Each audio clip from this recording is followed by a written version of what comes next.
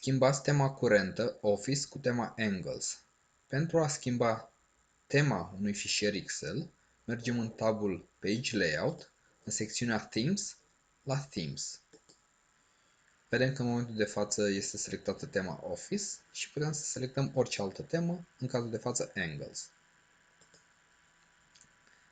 Declarați câmpul A36F45 ca tabel. Observăm că acest câmp A36F45 nu și-a schimbat stilul, modul în care arată, motivul fiind că în momentul de față nu este declarat ca tabel. Pentru a face declarația ca tabel, selectăm câmpul A36F45, mergem în tabul Insert, în secțiunea Tables la Table.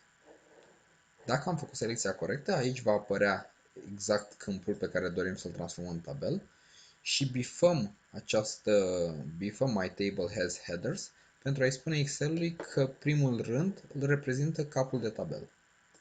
Ok. Și o să vedem că acest câmp s-a colorat specific unui tabel. Schimbați tema Angles cu tema Foundry.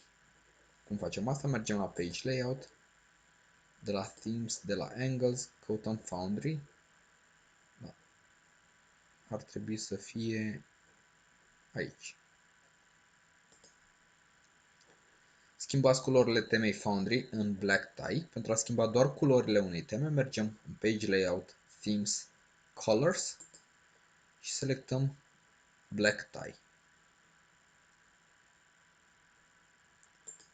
Ok. Schimbați fontul temei în Office 2. Pentru a schimba doar fontul temei, mergem în Page Layout, Themes, Fonts, selectăm Office 2.